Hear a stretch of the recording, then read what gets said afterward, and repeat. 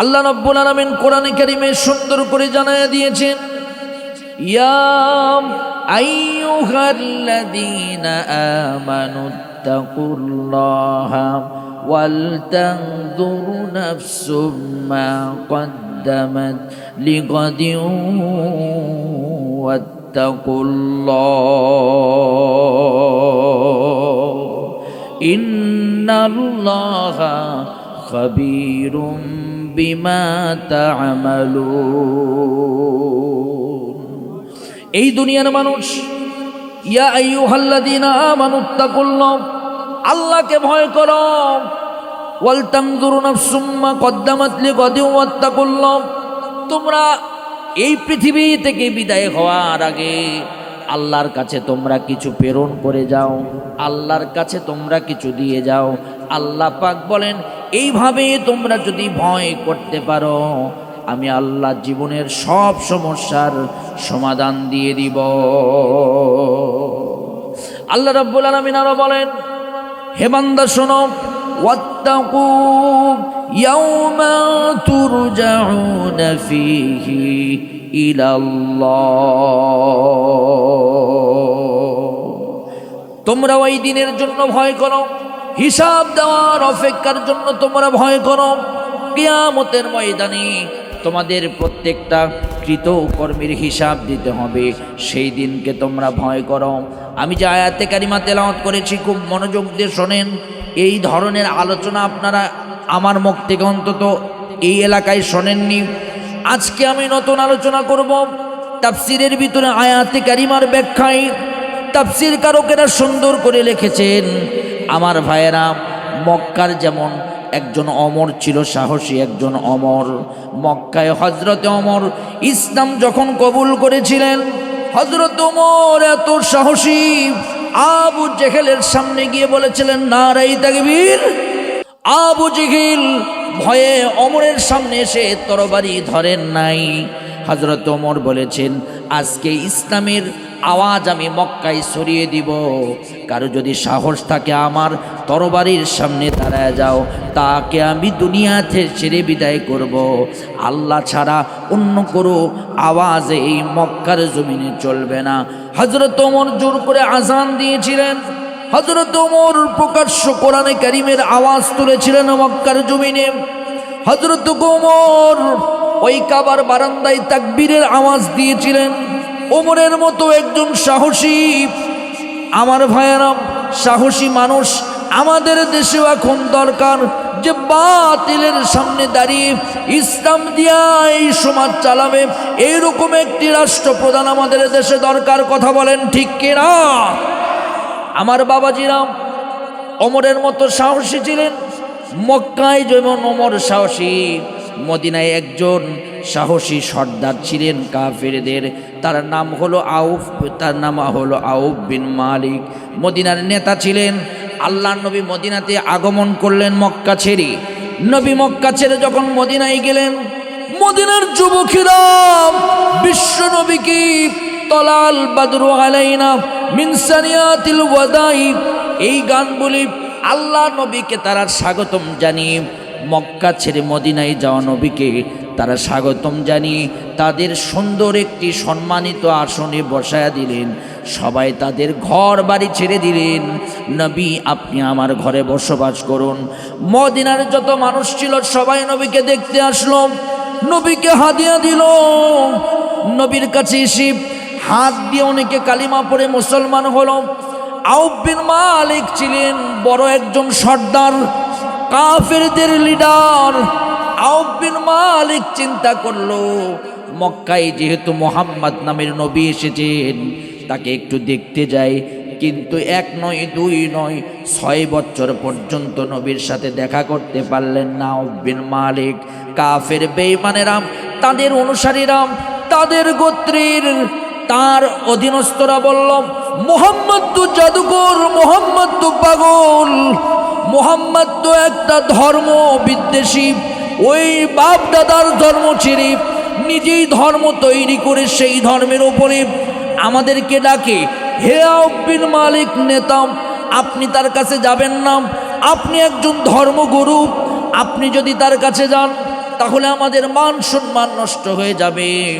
আউফ বিন মালিক বলেন, 1 বছর নয়, 2 বছর নয়, 6 বছর পর্যন্ত নবীর দরবারে আমাকে যেতে দিল না।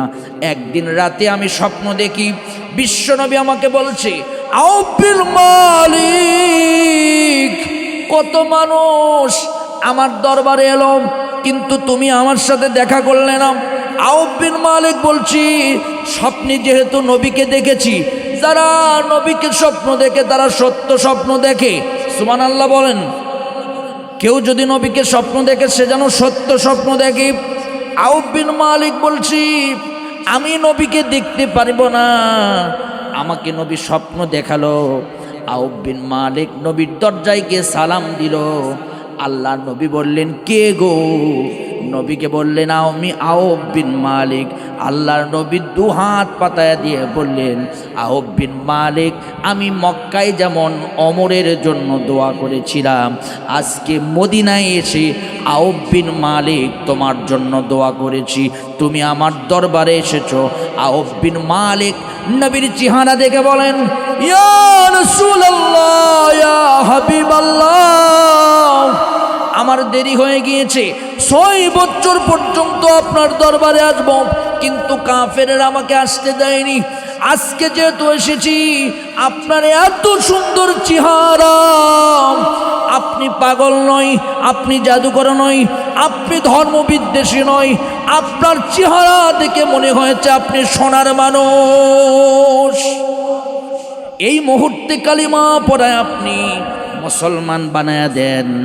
নবীর হাতে হাত দিয়ে আউফ বিন মালিক কালিমা পড়লেন। কালিমা পড়ার পর থেকে অন্যায় শুরু হয়ে গেল, থ্রেট দেওয়া শুরু হয়ে গেল।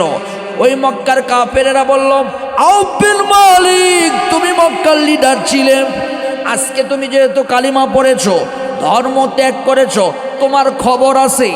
দেখবেন যারা ইসলামের প্রচার প্রসার করে, কোরআনের প্রচার প্রসার করে, তাদেরকে দেখবেন হুমকি দেয়, ধমকি দেয়। এরকম বেঈমান আছে না নাই? জোরে বলেন, আছে না নাই? আউফ বিন মালিক বলছে, আমি জান্নাতের ঠিকানা খুঁজে পেয়েছি, আমি আল্লাহকে ভয় করি, আজ থেকে নবীর হাতে হাত দিয়ে কালিমা পড়েছি। আউফ বিন মালিককে বলছে, কালিমা ছাড়বি 3 দিনের ভিতরে, 3 দিনের ভিতরে যদি কালিমা না ছাড়ো, তোমার এত বড় ক্ষতি করব, তুমি টের পাবে না। আউফ বিন মালিক বলছে, কালিমা পড়েছি, কালিমা ছাড়ব না।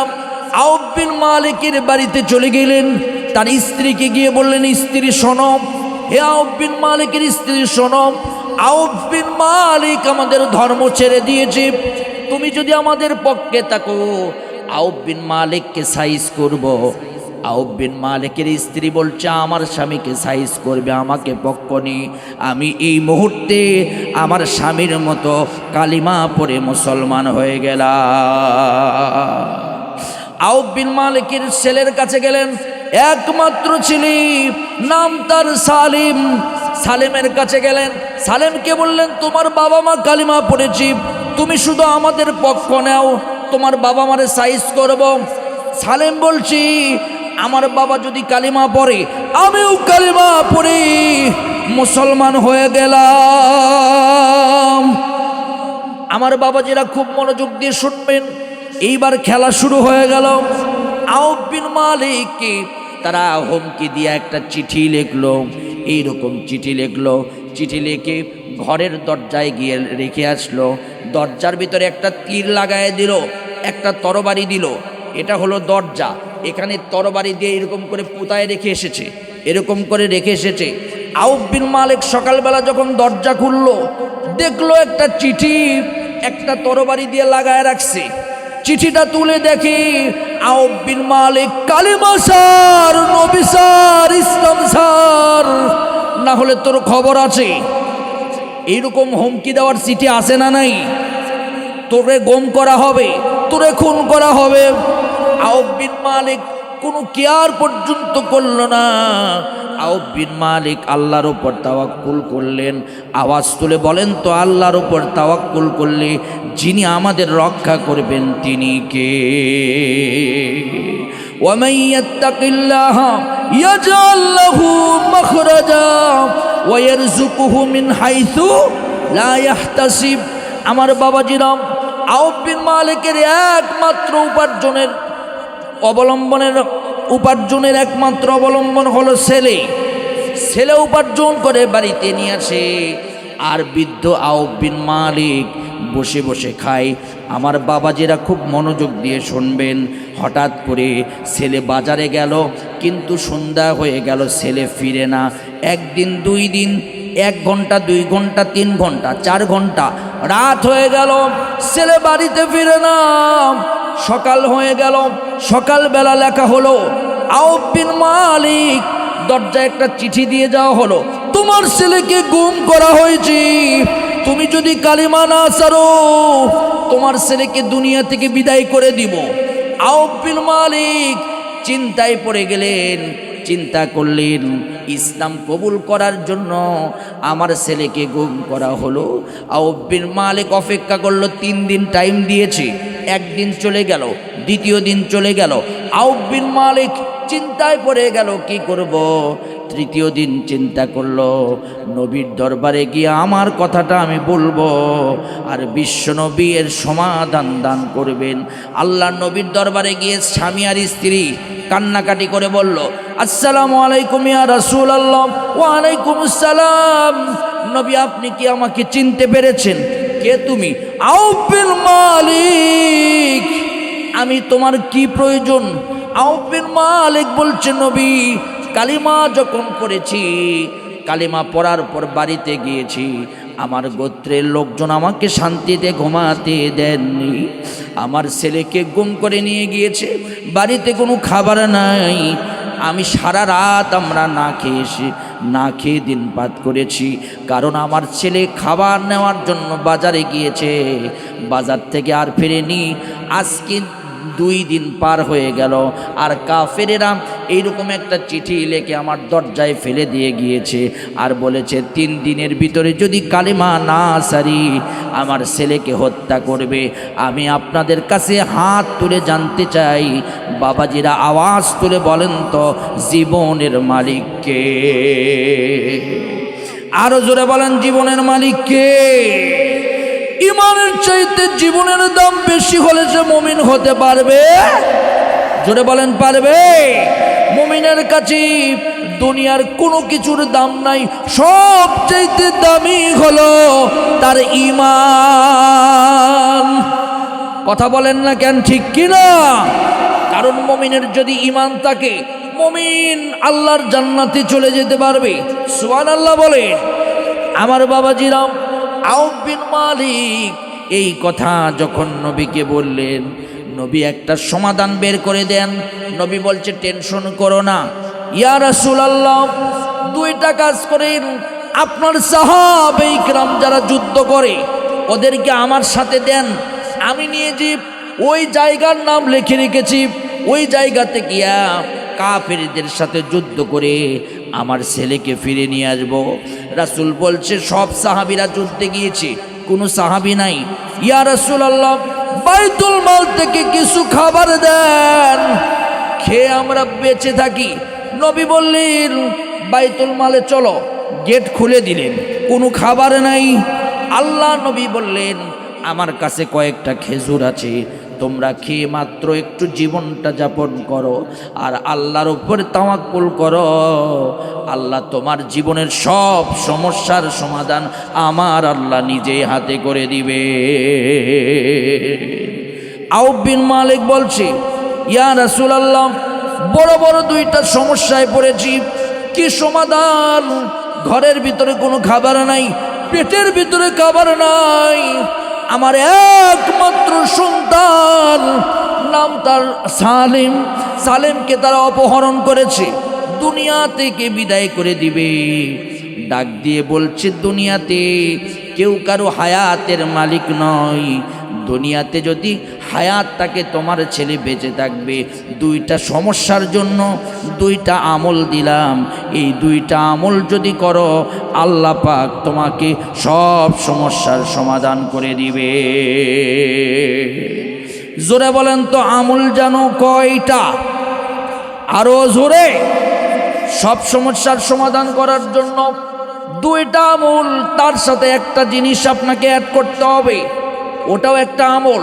তার মানে আল্লাহর নবী বললেন তিনটা কাজ তোমাকে শিক্ষা দিব, এই তিনটা কাজ যদি করো জীবনের যত বড় বিপদে আসুক না কেন, সব বিপদ থেকে যিনি তোমাকে রক্ষা করবেন তিনি কে? সবাই বলেন তিনি কে? আমাদের জীবনে বিপদ আছে না নাই? আরো জোরে, কম না বেশি?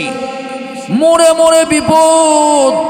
আর বিপদে পড়লে আমরা মানুষের কাছে ধন্না ধরি, বিপদে পড়লে দুনিয়ার কারো কাছে ধন্না ধরা লাগবে না। আল্লাযীনা ইযা আসাবাতুহুম মুসিবাতুন ক্বালু ইন্না লিল্লাহি ওয়া ইন্না ইলাইহি রাজিউন। আমাদের একজন রব আছেন, আওয়াজ তুলে বলেন তিনি কে? দিনের বেলা যার ডাকলে যিনি শোনেন তিনি কে? গভীর রাতে ডাকলে যিনি শোনেন, আওয়াজ তুলে বলেন তিনি কে? আরো জোরে বলেন তিনি কে? এখনো সে আল্লাহ। আওয়াজ তুলে বলেন তো আছেন না নাই? জোরে বলেন আছেন না নাই?